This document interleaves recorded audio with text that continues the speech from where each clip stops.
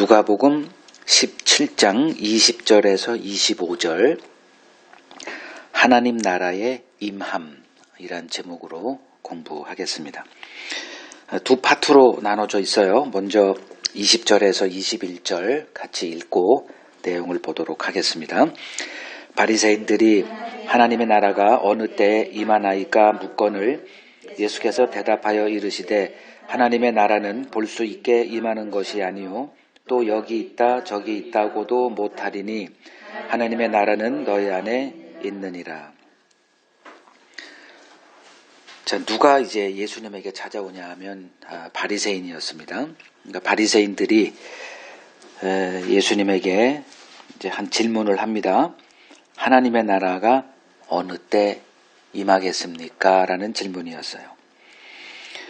그때 예수님께서는 이제 이렇게 답을 하십니다.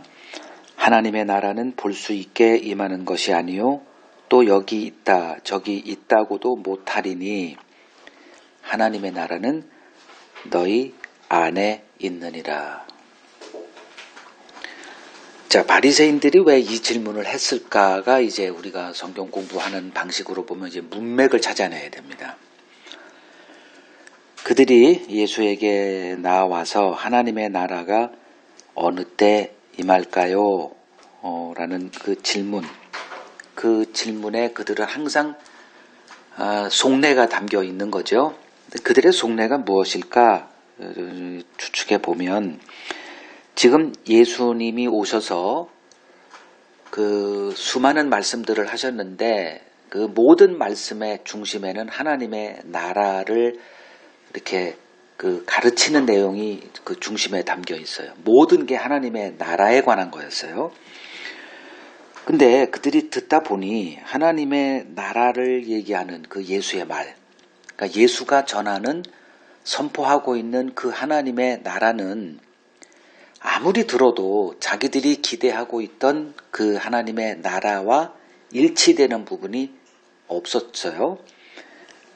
즉 하나님의 나라가 언제 임할 거냐라는 이 질문은 지금 예수가 말하고 있는 하나님의 나라는 자신들이 기대하고 있던 하나님의 나라가 아니다라는 속내가 담겨 있다 이렇게 볼 수가 있는 거죠.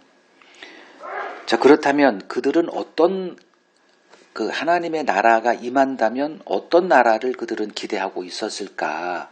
이거는 우리가 알고 있어야 되는 거예요. 그래야 오늘날 우리들의 그 하나님의 나라에 대한 그 그림이 맞느냐 틀리냐까지 이제 연결되기 때문에 그렇습니다. 자, 바리새인들에게 그 하나님의 나라가 임한다면 하나님의 나라가 임했다는 분명한 증거물이 있을 거다.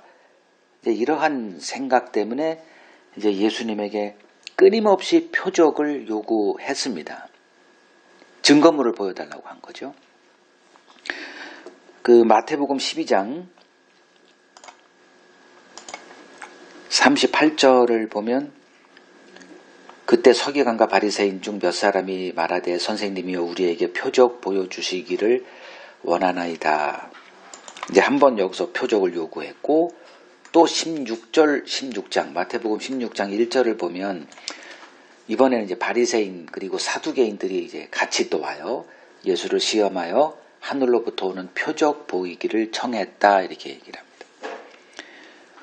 그러니까 계속 그 예수에게 당신이 하나님의 나라가 임한다라고 얘기했다면 그 나라의 표적 보여주세요 이제 요구를 했던 거죠.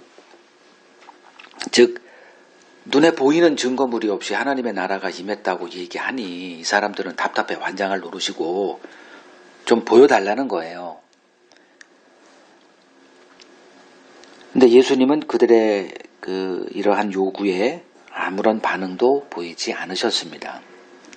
그 결과 그들이 어떤 결론을 내렸냐? 사기꾼이구나. 그러니까 우리가 어떤 그 물건을 살 때도 그 분명한 그 효능을 입증을 시켜라. 근데 그걸 입증도 안 하고 이건 좋은 거야만 계속 얘기한다면 우리들의 마음속에도 동일한 결론도 이르지 않겠어요? 사기꾼이구나. 그리고 안 삽니다. 보여주기를 원하죠. 그러니까 이들에게 예수는 대중을 선동하는 사기꾼 정도의 인물로밖에 보이지 않았던 겁니다. 이러한 그들에게 주님께서는 하나님의 나라는 너희가 생각하듯 눈에 볼 수 있게 임하는 나라가 아니다라고 이제 말씀을 하십니다. 그러니까 그들이 예수에게 기대했던 하나님의 나라의 표적, 즉 하늘로부터 오는 표적이란 뭐 이런 거겠죠. 자신들을 압제하고 있는 로마 제국을 진멸하고 다윗 시대의 영광을 회복하는 일이었습니다. 이거는 우리가 뭐 틀림없이 확신 있게 말할 수 있는 거예요. 그 부활하신 예수님을 만난 제자들도 역시 예수님에게 언제 이 이스라엘을 회복하실 겁니까? 뭐 같은 걸 기대하고 있었던 거죠. 그런데 그 입만 열면 하나님의 나라를 선포하고 계셨던 예수는 이러한 그들의 기대에 부응하는 어떠한 일도 하지 않으셨습니다. 우리가 알고 있는 그 세례 요한, 그도 실족 한 번 했었던 적이 있죠. 그가 기대했던 것도 역시 전 유대인들이 기대했던 것과 다르지 않았어요.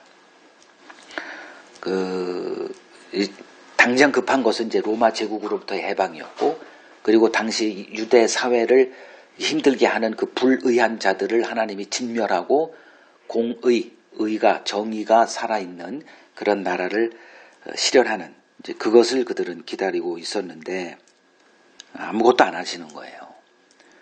그냥 병자들, 그리고 세리들, 뭐 이들과 같이 친하고 뭐 전혀 예상하지 못한 일이 벌어지니까 세례 요한 역시 우리가 다른 분을 기다려야 되겠습니까? 라고 이렇게 실망할 정도의 예수님이 보인 모습이 그랬습니다.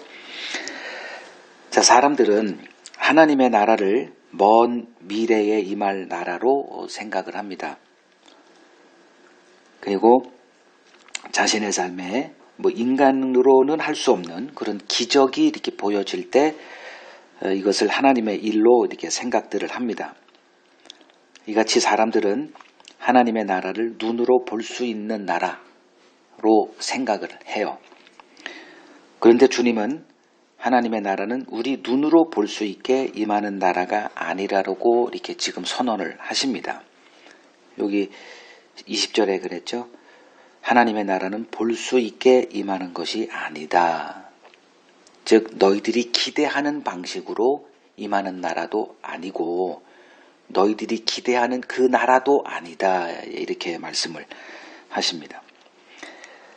그 하나님의 나라에 대한 바리새인들의 또 다른 개념이 있었어요.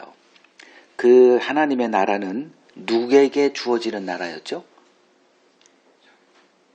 자기와 같은 의인들에게 주어지는 나라였어요. 그래서 그 나라에는 율법을 알지 못하는 할례받지 못한 이방인들이 자리할 공간은 없었습니다. 그런데 예수님은 천국을 상속받게 될 자들이 이스라엘이 아니라 이방인이 될 것이라는 것을 여러 차례 이미 선언해 오셨습니다. 이걸 지금 얘기할 시간은 없고 여기 이제 그 강의 안에 올라가는 거 여러분 참조해서 확인하세요. 그러니까 이런 것들을 쭉 나열해서 볼 때 주님과 바리새인들의 갈등은 무엇으로 인한 갈등이었을까? 하나님의 나라에 대한 그 이해 개념에 대한 갈등으로부터 시작됐다라고 우리가 결론 내릴 수가 있습니다. 그럼 오늘날 우리들도 천국이라는 그 개념이 어떤 개념을 갖고 있느냐에 따라서 내가 예수와 동행하는지 아냐 아니면 예수와 계속 충돌하는지 아냐가 이렇게 규정이 될 겁니다. 지금 내가 알고 있는 하나님의 나라, 뭐 천국으로 이렇게 통칭되는 어떤 나라인가요? 어떤 나라가 여러분들에게 이렇게 그 머릿속에 그려지고 있나요? 그리고 그 나라는 어떻게 임할까요? 이게 다 지금 이 바리새인들과 주님의 대화 속에 다 담겨 있어요. 여기서 우리가 그 해답을 찾아야 됩니다. 자, 21절 끝부분을 보면 하나님의 나라는 너희 안에 있다. 이렇게 말씀하세요. 여기서 너희란 바리새인들을 지칭하는 거예요. 문자적으로 보면. 그렇다면 하나님의 나라가 뭐 나중에 임하는 나라도 아니고 이미 너희 안에 있다라고 했을 때 과연 하나님의 나라가 바리새인들의 마음속에 임하고 있다는 말로 해석해야 될까요? 그건 아닐 거예요. 그러니까 하나님의 나라는 너희 안에 있다. 이 말은 하나님의 나라는 우리 마음으로 경험되는 나라라는 뜻입니다. 그 나라는 이미 임했다는 거예요. 그럼에도 불구하고 그들은 이를 전혀 눈치채지 못하고 있습니다. 그 이유는 이 바리새인들에게 하나님의 나라를 볼 수 있는 그 마음이 주어져 있지 않았기 때문입니다. 하나님의 나라는 어떤 자에게 보여질까요? 그 답은 이미 예수님이 니고데모를 만났을 때 얘기하셨어요. 요한복음 3장 3절을 보시면 바리새인이었던 이 니고데모가 예수님을 찾아왔을 때는 이미 그는 예수가 하나님이 보낸 선지자라는 것은 마음속에 확신하고 있었습니다. 한 99.9%는. 그 당시 바리새인들 세계에서는 이미 예수와의 만남을 금지하고 저건 이단이고 우리를 지금 무너뜨리는 원수 같은 거로 이미 규정된 상태였는데 그 밤에 몰래 이렇게 예수를 찾아와서 당신이 하나님이 보낸 자인 걸 내가 압니다라고 얘기했을 때에는 굉장한 고민과 그런 숙고 끝에 행한 행동이다라고 볼 수 있죠. 그때 예수님이 그에게 아무것도 밑도 끝도 없이 이 말을 던지는 거예요. 진실로 진실로 내게 이르노니 사람이 거듭나지 아니하면 하나님 나라를 볼 수 없다. 마음이 새로워지지 않으면 어느 누구도 하나님 나라 못 봐. 이렇게 말씀하신 거예요. 지금 바리새인들이 하나님의 나라가 언제 임할 겁니까? 근데 예수님은 임했어. 이렇게 말씀하시는 거예요. 너희 마음에 있어. 너희 안에서 경험되어진 나라야. 근데 너희가 못 보고 있다면 너희는 그 마음을 소유하고 있지 않기 때문이야. 이런 뜻이 다 담겨져 있는 거예요. 그럼 하나님의 나라를 볼 수 있는 그 마음, 즉 거듭난 마음이란 게 뭘까요? 그건 예수님이 팔복에서 다 말씀하셨습니다. 마태복음 5장 3절 4절 보죠. 계속 8가지 다 하면 좋은데 두 개만 봐도 이미 답은 나와요. 심령이 가난한 자는 복이 있나니 천국이 그들의 것이요 애통하는 자는 복이 있나니 그들이 위로를 받을 것이요. 그 다음에 쭉 다 천국에 관련된 것들이에요. 그 마지막 8번째 복도 의를 위하여 박해를 받는 자는 복이 있나니 천국이 그들의 것이다. 다 천국 백성은 누구냐? 천국을 보는 자들은 어떤 자들이냐? 마음이에요. 마음이 가난한 자. 이들이 천국을 상속받게 될 자들이래요. 그러니까 이러한 주님의 말씀이 없다면 지금 임하고 있는 내가 하나님의 나라에 내가 경험하고 내 마음속에 하나님의 나라가 임하고 있음에도 하나님의 나라가 임하고 있는 줄 모르죠. 그래서 성경 공부하는 거예요.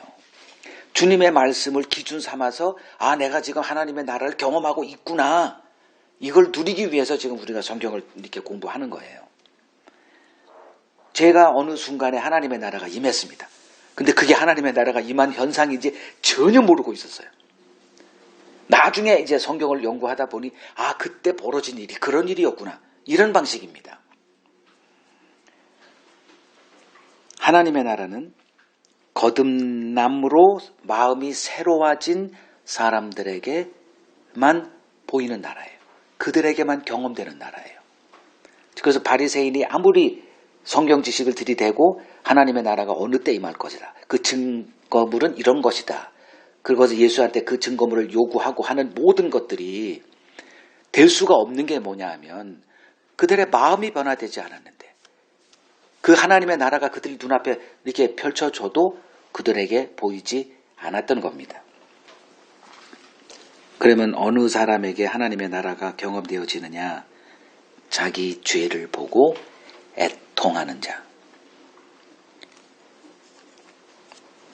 그들의 마음속에 하나님의 나라가 임한다는 것을 지금 주님은 말씀하고 계신 겁니다. 이들이 천국을 침공하는 자들이에요. 이미 천국을 맛보고 있는 자들이에요. 그러니까 하나님의 말씀을 잘 모를 때는 자기들이 천국을 지금 경험하고 있으면서도 모를 수가 얼마든지 있는 거죠.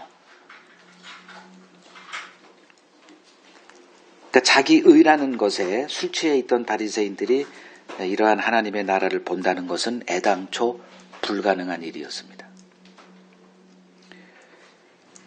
그래서 이러한 나라를 선포하고 있는 예수의 말을 그들은 하나도 이해할 수 없었던 것입니다.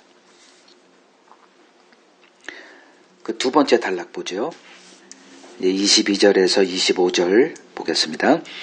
또 제자들에게 이르시되 때가 이르니니 너희가 인자의 날 하루를 보고자 하되 보지 못하리라. 사람이 너희에게 말하되 보라 저기 있다 보라 여기 있다 하리라. 그러나 너희는 가지도 말고 따르지도 말라. 번개가 하늘 아래 이쪽에서 번쩍이어 하늘 아래 저쪽까지 비침같이 인자도 자기 날에 그러하리라. 그러나 그가 먼저 많은 고난을 받으며 이 세대에게 버림바 되어야 할지니라. 자, 이번에는 이제 그 방향을 제자들에게 틀었죠. 바리새인들과 대화하는 게 아니에요. 바리새인들은 같다 생각하시면 돼. 이제 돌아갔어요. 머리 극적거리고 또 뭐 이자하고 얘기해봤자 본전도 못 차죠. 그러면서 이제 같다 생각하시고 이제 제자들을 향해서 이제 연이어 이제 그거와 연결된 말씀을 하세요. 때가 이르리니 너희가 인자의 날 하루를 보고자 하되 보지 못하리라 이렇게 말씀하세요. 자, 그들도 그 주님의 나라가 임하기를 간절히 소망하고 지금 주를 따르고 있는 거죠. 그래서 지금을 인내하고 장차 임할 그 나라에서 자기들이 어떠한 이득을 얻게 될 것인가 생각하고 지금 주님을 따르고 있어요. 그들이 보기를 원했던 인자의 날이란 그 유대인들, 바리새인들이 다 같이 공히 기대하고 있는 그런 나라입니다. 그리스도가 세상의 악인들, 로마 제국이라든가 불의한 자들, 그들을 심판하고 이스라엘의 영광을 회복하는 날, 이것을 그들이 보기를 원했던 겁니다. 그 날을 소망하면서 모든 것 버리고 주를 따르고 있었습니다. 그런데 주님은 그러한 제자들에게 그러한 날은 없을 거다. 또 이렇게 말씀을 하세요. 여러분들이 주님을 만나게 될 때 경험하는 게 여러분들이 그리고 있었던 모든 것들이 다 무너지는 경험, 그런 걸 겁니다.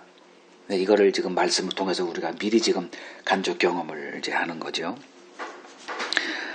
그리고 뭐라고 하시냐면 사람이 너희에게 말하되 보라 저기 있다 보라 여기 있다 하리라. 그러나 너희는 가지도 말고 따르지도 말라 이렇게 말씀하세요. 그럼 우리도 뭐 전도할 때 하나님의 나라가 임했습니다. 뭐 이럴 거 아니에요. 이제 그러한 것들, 사람들이 얘기하는 하나님의 나라가 임했다, 여기에 임했다, 저기에 임했다, 뭐 이쪽 교회에 분명하다, 이쪽 교회 가면 구원받을 수 있다. 이러한 사람들의 말에 휘둘리지 말라고 지금 주님은 말씀을 하세요. 그리고 번개가 하늘 아래 이쪽에서 번쩍이 하늘 아래 저쪽까지 비침같이 인자도 자기 날에 그러하리라. 그러나 그가 먼저 많은 고난을 받으며 이 세대에게 버림바 되어야 할지니라.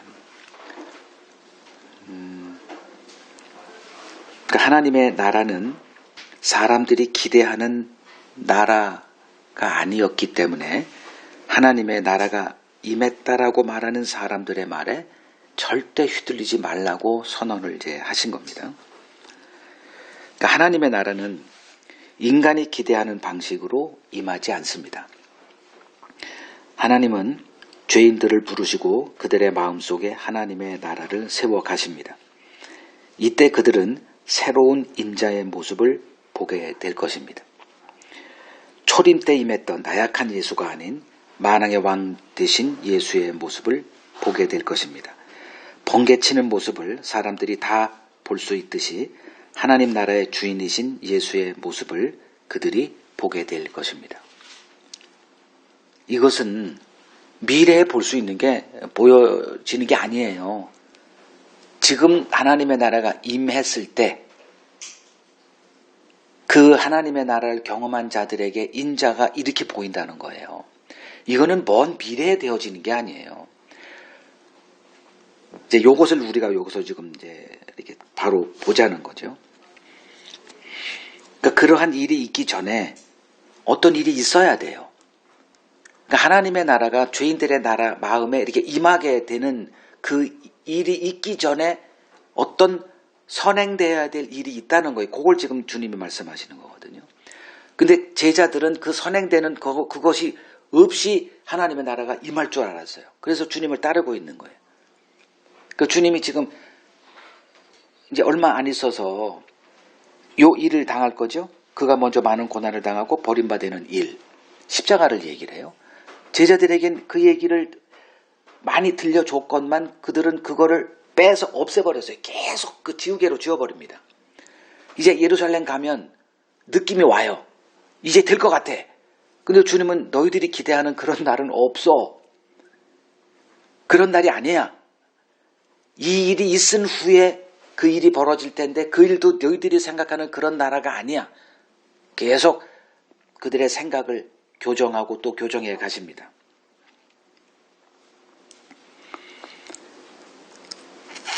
이번 예루살렘 방문을 끝으로 예수님은 고난받고 이 세대에게 버림을 받게 될 것입니다. 그러나 그 버림 당하심으로 자기 백성의 영원한 속죄를 이루실 것입니다.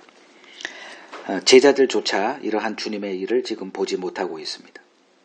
주님의 말씀을 자기 입맛에 맞게 이해하고 자기들이 왕으로 다스리는 주님의 나라를 꿈꾸며 주를 따르고 있을 뿐입니다. 하나님은 자신이 계획하신 구원 계획을 스스로 이루어 가십니다. 그 계획은 창세전에 이미 예정된 계획이었습니다. 우리는 이러한 하나님의 일을 보지 못합니다. 하나님께서 우리에게 나타나 이를 설명해 주어도 우리의 지혜로 이를 이해하지 못합니다. 하나님은 자신의 일을 다 이루신 후에 우리에게 찾아와 그 일의 실상을 보게 하십니다. 이것이 하나님이 일을 이루시는 방식입니다. 우리의 협력이나 도움은 필요 없습니다. 제자들이 그 증거물이었습니다. 주님의 일하심에 제자들이 보탬을 준 것은 아무것도 없었습니다. 우리의 구원이 우리의 손에 달려있지 않음에 우리는 감사해야 합니다. 하나님께서 자신의 열심으로 이를 이루어 가십니다. 하나님의 나라가 온전히 임한 후에 우리는 그 나라에서 하나님이 성취하신 그 위대한 구원의 세계를 하나하나 복귀하게 될 것입니다. 그때 하나님의 측량할 수 없는 지혜와 긍휼을 보게 될 것입니다. 그때 하나님께 드려질 찬송과 예배는 지금 이 땅에서 행해지는 찬송과 예배와는 본질적으로 다른 찬송과 예배가 될 것입니다. 문제는 지금 내 마음에 하나님의 나라가 임하고 있느냐는 것입니다. 이 나라는 죄인들의 마음에서만 경험되어지는 나라입니다.